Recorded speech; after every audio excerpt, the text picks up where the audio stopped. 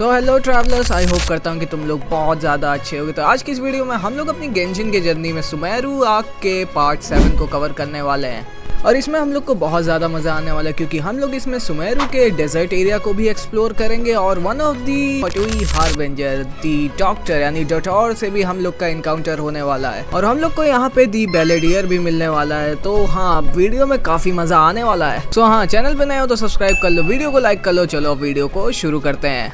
ऐसे ही हम लोग सुमेरु के अंदर टहल रहे थे, लेकिन हम लोग की बेरोजगारी बहुत ज़्यादा बढ़ गई थी क्योंकि खाने पीने के लिए पैसे चाहिए होते हैं ना भाई लोग। तो हम लोग चल रहे थे कैथरीन के पास कुछ कमीशन लेने के लिए ताकि हम लोग उन्हें पूरा करके कुछ पैसे कमा सकें। लेकिन कैथरीन आज हमारी बड़े मजाक के मूड में लग रही थी। वो हम लोग को बड़े अजीबोगरीब कमीशन बता रही थी जो कि हम लोग सुन के सोच रहे थे कि अरे यार, ऐसे कमीशन आखिर में दे कौन रहा है। लेकिन फिर कुछ देर में ही हम लोग को ये चीज़ रियलाइज़ हो जाती है ये कैथरीन नहीं बल्कि कैथरीन की बॉडी के अंदर नहीदा है जो कि बस हम लोग के साथ थोड़ा मजाक कर रही थी, हम लोग की फिरकी ले रही थी। फिर क्या हम लोग नहीदा से थोड़ी बहुत बातचीत करते हैं। हम लोग उससे पूछते कि डेनेज़ार्ड की कैसी हालत है। हम लोग उससे बहुत दिनों से मिले नहीं, तो नहीदा हम लोग को बताती कि हाँ, डेनेज़ार्ड पहले से अच्छी है, लेकिन जो उसकी बीमारी है एलिज़ार, वो अभी पूरे तरीके से गायब नहीं हुई है। हाँ, उसकी बीमारी अभी भी उसके साथ, लेकिन उसकी कंडीशन पहले से अच्छी है। लेकिन हाँ, इस समय हम लोग का मेन मोटिव ये होना चाहिए कि आखिर में जो सेजेस हैं एकेडेमिया के, वो क्या प्लान कर रहे हैं हम लोग के पीछे। पाइमोन भी कहती कि हाँ, क्या पता वो लोग भी हम लोग के ऊपर एक बार फिर से कोई लूप या समझारा लगा दे ताकि हम लोग फिर से किसी दिन में फंस जाएं। नहीदा भी हम लोग से कहते कि हाँ, हम लोग की पहली प्रायोरिटी ये है कि हम लोग को ये पता करना है जो एकेडेमिया के सेजेस है वो आखिर में कर क्या रहे हैं। अगर वो कुछ बुरा कर रहे हैं तो हम लोग को उन्हें तुरंत रोकना पड़ेगा।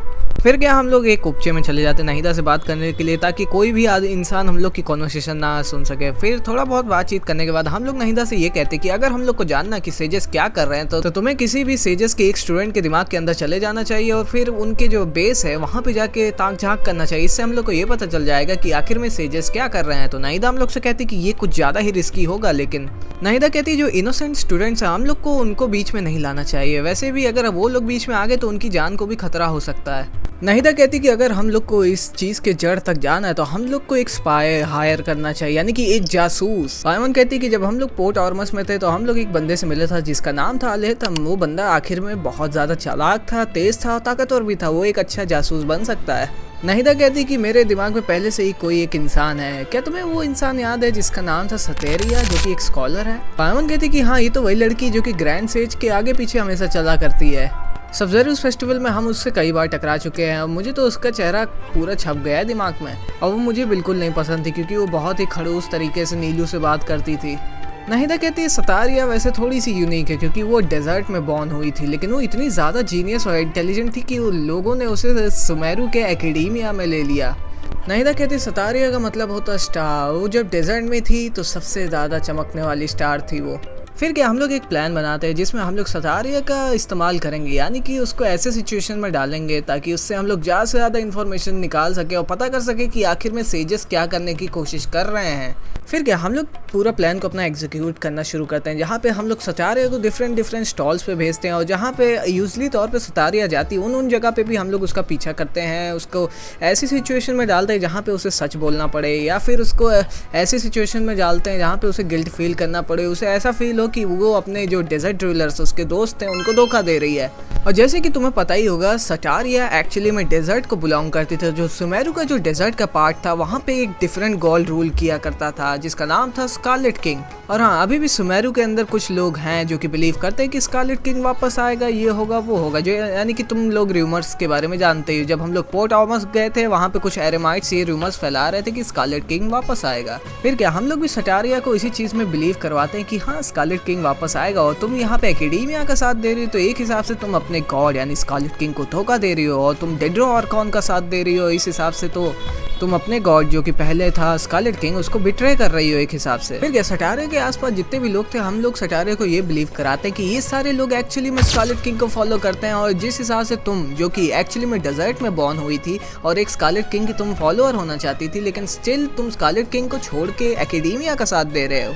और यहाँ पे हम लोग सटारिया को भी देख सकते हैं कि वो कहती कि यार स्कारलेट किंग को मरे बरसों हो चुके हैं, आखिर में अचानक से लोग कैसे इतने सारे लोग उन पे बिलीव करना सडनली शुरू कर देते हैं। और हाँ, अगर तुम्हें नहीं पता तो ये सारे लोग को एक्चुअली में हमारा ट्रैवलर कंट्रोल कर रहा है नहीदा की मदद से, यानी कि वो ट्रैवलर उन सब के दिमाग में जा रहा है, उन सब से वो सारी चीज़ें कहवा रहा है जो कि वो चाहता है।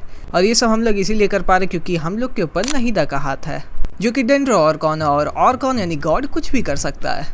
फिर क्या इन्हीं सारी बातचीत में हम लोग ये कोशिश करते हैं सचारिया से ये जानने की कि एकेडेमिया के जो सेजेस हैं वो आखिर में हम लोग के पीठ पीछे क्या एक्टिविटी कर रहे हैं, यानी कि क्या प्लान है उनका। और जिससे हमें ये पता चलता कि सटारिया को एक्चुअली में पूरे जानकारी नहीं है प्रोजेक्ट के बारे में, लेकिन इतना वो कह रही कि हाँ ये लोग कुछ बड़ा प्लान कर रहे हैं। फिर क्या हम लोग क्या कहते हैं सचारिया को इस चीज़ में कन्विंस करते हैं कि जो एकेडेमिया के जो डॉक्यूमेंट्स हैं इंपॉर्टेंट वाले उन सबको तुम चुरा लो और हम लोग को बताओ कि आखिर में चल क्या रहा है, और इस चीज़ में हम लोग कामयाब भी हो जाते हैं। फिर क्या सटारिया ने हम लोग से कहा था कि कल वो उन इम्पोर्टेंट डॉक्यूमेंट्स को यहाँ पे लेके आएगी, फिर हम लोग को फाइनली ये पता चल जाएगी कि जो सेजेस हैं वो आखिर में हम लोग के पीठ पीछे क्या करने की कोशिश कर रहे हैं। लेकिन जब अगला दिन आता हम लोग ये देख सकते हैं जो सुमेरु सिटी है वो एक्चुअली में आज बड़ी शांत लग रही है, यानी कि ना हमें कोई इंसान दिख रहा है ना कोई हल्ला गुल्ला लग रहा है। एक सिटी में आमतौर पर बहुत ज्यादा हल्ला रहता है, कुछ ना कुछ काम चलता रहता है, इंडस्ट्रियल वर्क होता है, लोकल वर्क होता है, लेकिन आज सिटी बहुत ज्यादा शांत लग रही है, जो कि नहिदा बोलती भी आज का दिन बड़ा अनयूजुअल फील हो रहा है।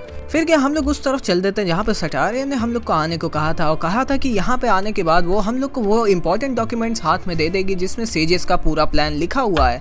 लेकिन जैसे ही हम लोग एकेडेमिया के करीब जा रहे थे, लेकिन तभी हम लोग के साथ एक बहुत ही अनयूजुअल चीज होती है और हम लोग का सामना होता है the second Fatui harbinger the doctor यानी डटोर से।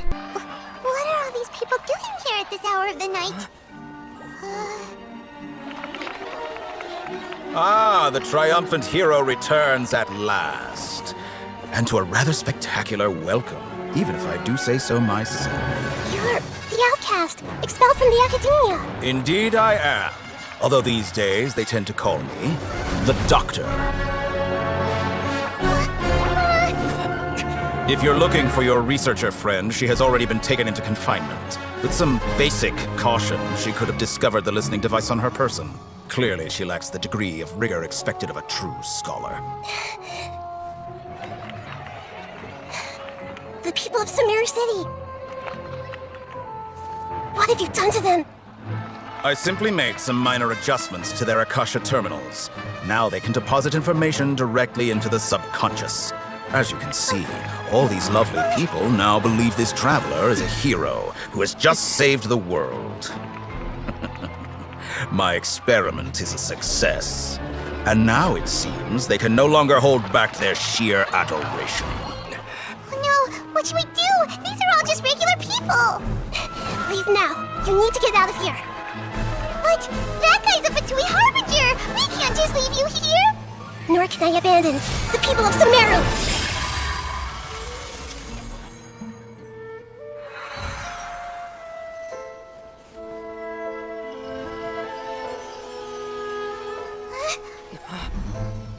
Don't worry.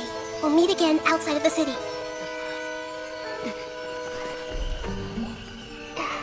I see. You appear to have overridden their mental faculties with your own consciousness.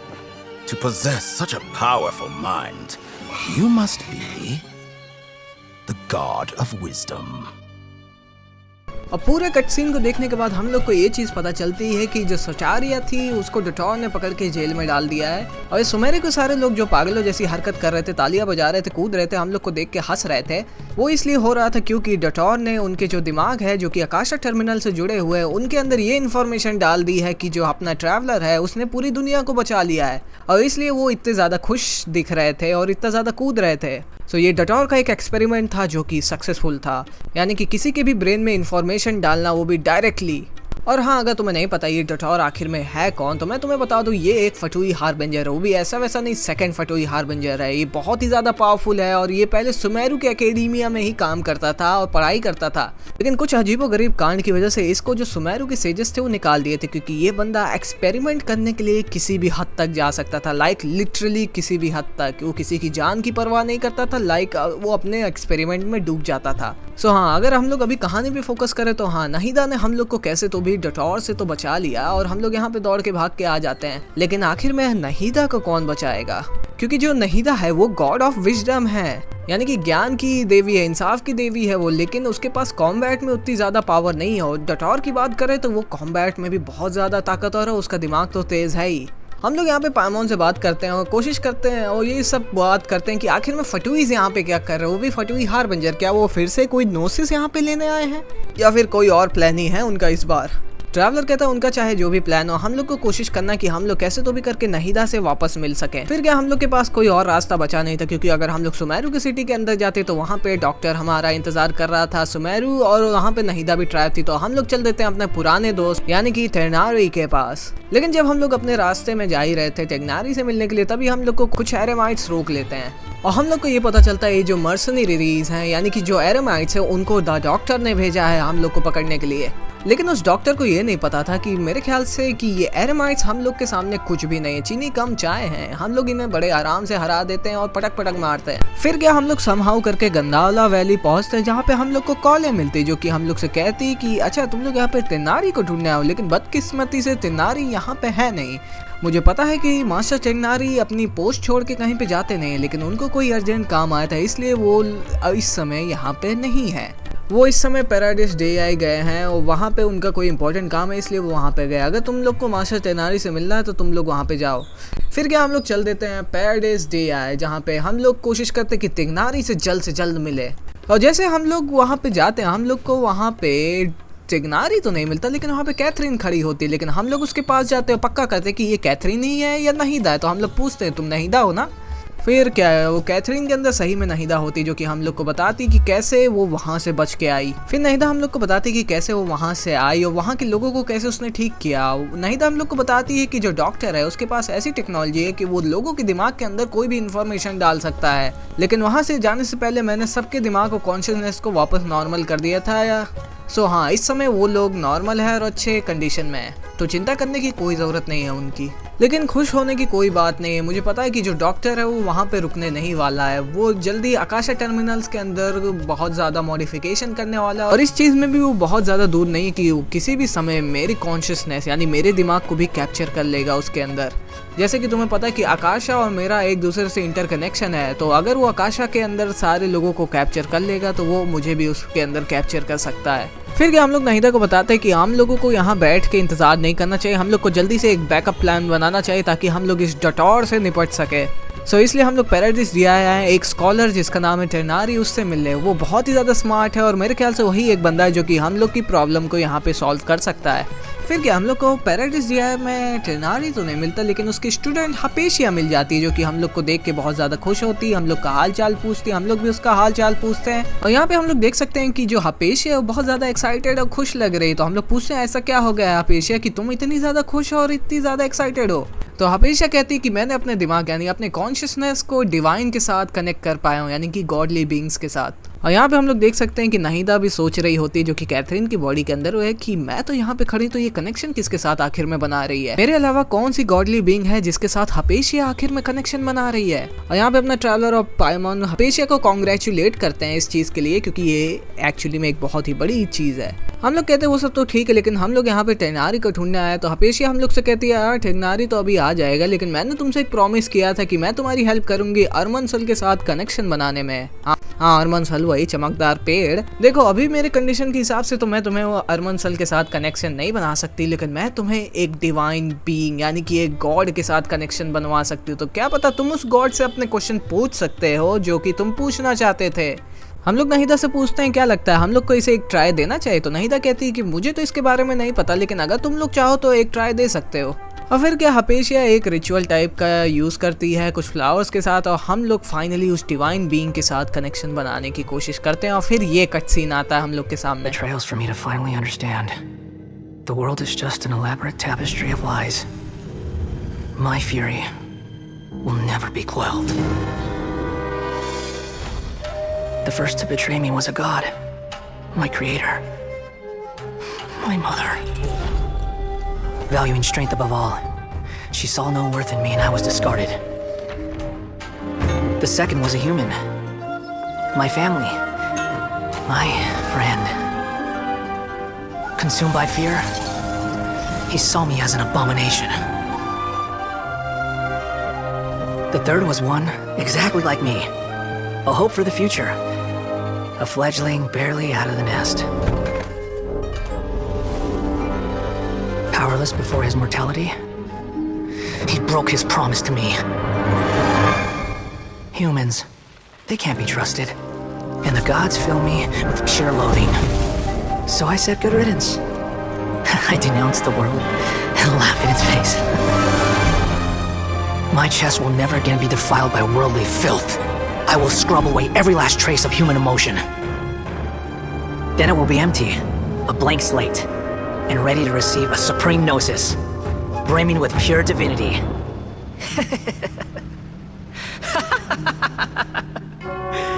There is no need to fear. The pain will be brief. Your era is coming to an end. और हम लोग को इस cut scene में दिखता है the 6 फटुई harbinger, दी बैलेडियर या फिर स्कारामूच। और इसमें हम लोग को इस बंदे की कहानी देखने को मिलती है कि कैसे ये एक्चुअली में राइडेन शोगन का बेटा इसको हम लोग कह सकते हैं, क्योंकि एक्चुअली में ये एक पपेट था जो कि राइडेन शोगन ने खुद से बनाया था। यानी कि ये एक तरह से बेटा तो है राइडेन शोगन का, लेकिन ये बायोलॉजिकली राइडेन शोगन का बेटा नहीं है। इसको राइडेन शोगन ने खुद से बनाया था और एज अ पपेट। लेकिन जस्ट बिकॉज इस पपेट के अंदर कुछ खराबी आ गए थे तो राइडेन शोगन ने इसे फेंक दिया था। सो हाँ, अपनी माँ से अलग होने के बाद इसको एक परिवार मिलता, लेकिन बाद में ये बंदा उसको भी खो देता है। उसके बाद इसको एक दोस्त मिलता है, लेकिन एट द एंड उसको भी ये खो देता है। और आखिर में ये डिसाइड करता है कि ह्यूमंस किसी भी काम के नहीं है और मुझे को हर चीज़ अपने हाथ में लेना पड़ेगा। सो जो नोसिस होता है जो कि ऑर्कॉन्स के पास होता है, उसकी मदद से अब मैं खुद एक गॉड बनूंगा और इस वर्ल्ड के ऊपर अपना खुद एक रूल्स और रेगुलेशन खुद से बनाऊंगा। सो हाँ, इस तरह से हम लोगों को इस बंदे की एक छोटी सी बैक स्टोरी मिल जाती कि ये कौन है, कहाँ से आया था, इसके साथ क्या हुआ था, आखिर में जो चीजें ये कर रहा है वो क्यों कर रहा है। पेशिया से थोड़ी बहुत बातचीत करने के बाद हम लोग को ये चीज रियलाइज होता है कि जो एकेडेमिया के जो सेजेस हैं और जो डॉटर है वो सारे लोग मिलके सुमेरु के अंदर एक नए गॉड को बनाने की कोशिश कर रहे हैं। और ये गॉड और कोई नहीं बल्कि दी बैलेडियर है। और हपेशिया की कॉन्शियसनेस इसी के साथ कनेक्ट हो गई थी जाके। Like making a God is such a insane thinking. लेकिन मैंने तुम्हें बताया ही था कि ये जो डॉटर है वो अपने एक्सपेरिमेंट्स के लिए किसी भी हद तक जा सकता है। और यहाँ पे इसका एक्सपेरिमेंट ये है कि उसे एक गॉड को बनाना है। फिर क्या हम लोग वहाँ से बातचीत करके जा ही रहे होते, लेकिन सडनली हम लोग को लगता है कि कुछ तो गड़बड़ है यहाँ पे। और फिर हम लोग के साथ ये होता है।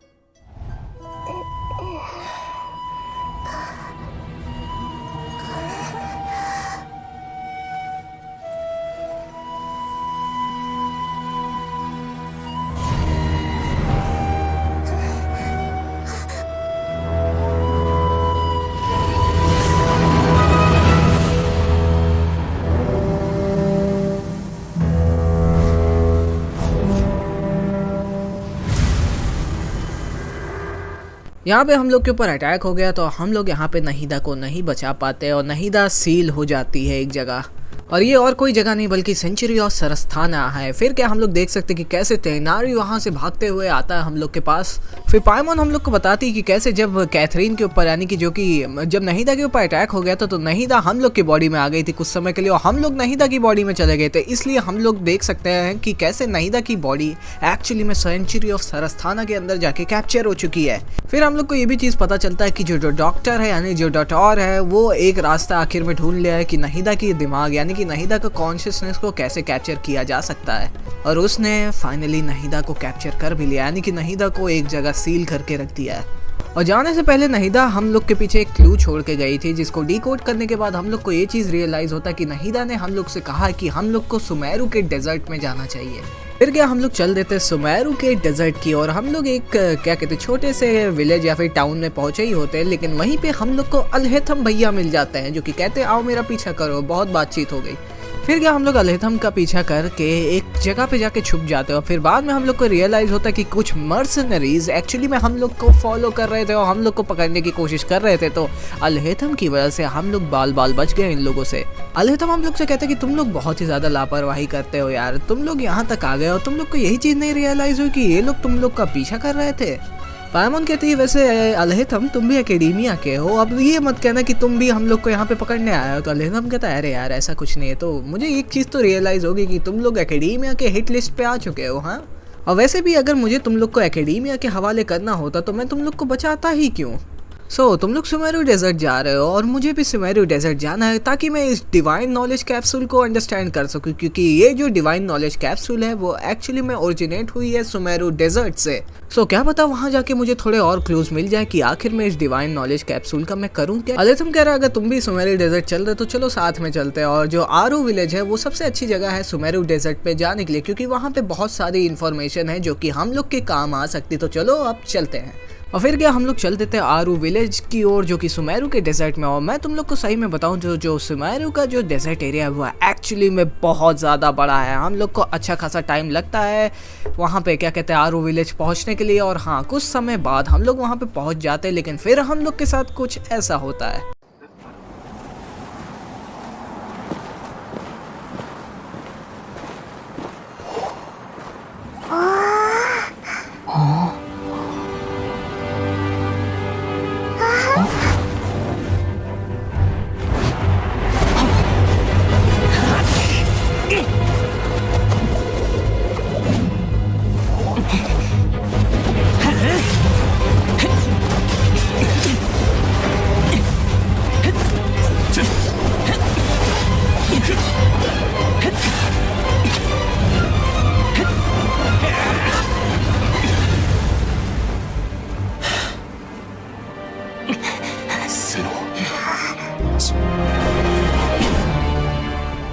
ये भाई साहब जो अचानक से आलेथम से लड़ने लगे, इनका नाम है साइनो। और तुम इन्हें एक तरह से जनरल मान सकते हो एकेडेमिया का। ये बंदा पहले एकेडेमिया के अंदर काम करता था और ये एकेडेमिया की जो आर्मी थी उसका जनरल था।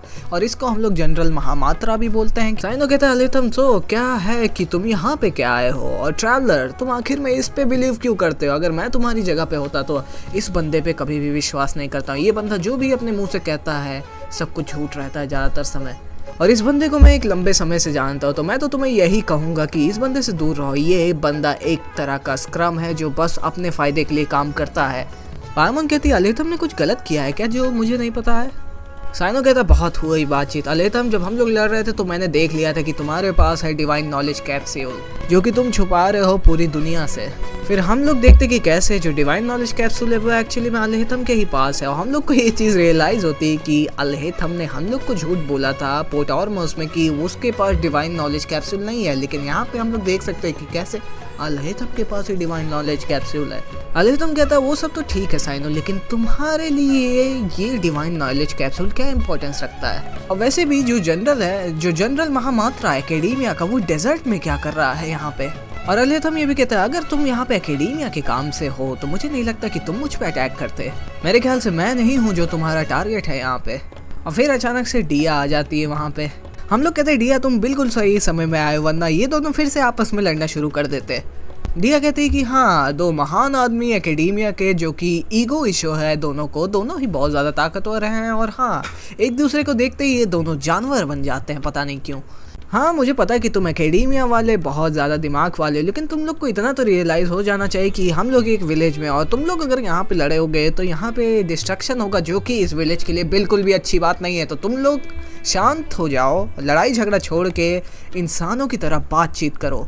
और सडनली वहाँ पे अचानक से एक रेत का तूफान आ जाता है और एक इंसान, एक लड़की या फिर जो भी है ये हम लोग को बुलाती है कि है तुम लोग चलो अंदर आ जाओ, तूफान आने वाला है। फिर क्या थोड़ी बहुत लड़ाई झगड़ा के बाद हम लोग अलेथम और साइनो को भी कैसे तो भी करके उस घर के अंदर ले जाते हैं, वरना ये दोनों उड़ जाते इस तूफान में। फिर क्या हम लोग उस घर के अंदर बैठे ही होते, तभी वो लड़की हम लोग के पास आती है जो कि खुद को इंट्रोड्यूस करती है, जो कि कहती है मेरा नाम है कैंडिस और मैं हूँ प्रोटेक्टर आरू विलेज की। पायमन कहती कि कैंडिस को देखो वो कितनी ज़्यादा अच्छी है, केयरिंग है, लविंग है, लेकिन इन दोनों को देखो घूसट कहीं के एक दूसरे से हमेशा लड़ने पे ही तुले रहते हैं। कैंडिस कहती कि अब तुम लोग यहाँ पे हो तो मैं तुम लोग को एक चीज़ क्लियर कर देती हूँ। As a protector of Aru village मैं नहीं चाहूँगी कि कोई भी यहाँ पे लड़े और यहाँ की कोई भी चीज़ डिस्ट्रॉय हो। सो हाँ, अच्छा यही होगा कि तुम लोग यहाँ पे बैठ के आराम से बात करो बस। और हाँ, अगर कोई भी फिर से लड़ने की कोशिश किया तो मैं उन लोगों को इस घर से बाहर फेंक दूंगा और फिर तुम लोग को बाहर जाके उस आधी से भी निपटना पड़ेगा और बहुत सारे क्रीचर्स जो कि इस रेत के तूफान में घूम रहे हैं उनसे भी लड़ना पड़ेगा। तो सोच समझ के कुछ भी करना। फिर क्या साइनो हम लोग के पास आता है और कहता है कि चलो अब मैं सब कुछ बता ही देता हूँ। एज अ जनरल महामात्रा मैं तुम लोग को ये चीज़ बता देता हूँ कि मैंने एकेडेमिया को छोड़ दिया है क्योंकि कुछ कॉजेज़ की वजह से। और जिस कारण की वजह से मैंने एकेडेमिया छोड़ा वो ये था कि जो एकेडेमिया वाले हैं वो चोरी छुपे कुछ ऐसा काम कर रहे थे जो कि मुझसे छुपाया जा रहा था। They are planning to make a project. वो लोग एक प्रोजेक्ट पे काम कर रहे थे जिसके सारे डॉक्यूमेंटेशन, इंफॉर्मेशन, जो भी नॉलेज हो उसके बारे में वो सारी चीज़ें मुझसे छुपाई जा रही थी, जो कि मुझे बिल्कुल भी नहीं अच्छी लगी। एज अ जनरल महामात्रा मुझे इन सारी चीज़ों की जानकारी होनी चाहिए थी, लेकिन स्टिल ये लोग मेरे साथ सही नहीं कर रहे थे, इसलिए मैंने एकेडेमिया को छोड़ दिया। और जो सेजेस थे उन्होंने मुझसे कहा था कि जो जनरल महामात्रा की पावर सेजेस के द्वारा दिया जाता हो तुम हम लोग को जज नहीं कर सकते हो। और फिर जाके मुझे ये चीज़ रियलाइज़ हुई कि जो सेजेस हैं एकेडेमिया के वो मुझे बस एक तरह का टूल की तरह समझते हो, मुझे एक तरह के खिलौने की तरह बस यूज़ कर रहे थे। पाइमोन साइनो से कहती वो सब तो ठीक है साइनो, लेकिन तुमने अल्हेथम पे क्यों अटैक कर दिया अचानक से और उसको क्यों टारगेट बना लिया? जब मैं एकेडेमिया को छोड़ रहा था तो मुझे एक कॉन्वर्सेशन सुनाई दी थी अल्हेथम और एक सेज के बीच में, जिसमें मुझे ये चीज़ पता चला था कि उस सेज ने अल्हेथम को कहा था कि उसे एक ब्लॉन्ड हेयर ट्रैवलर को इन्वेस्टिगेट करना है, यानी कि हम लोगों को। और अल्हेथम इस चीज़ को मान भी जाता कि हाँ मुझे टास्क मिला था कि मुझे तुम लोग के ऊपर इन्वेस्टिगेशन करना है।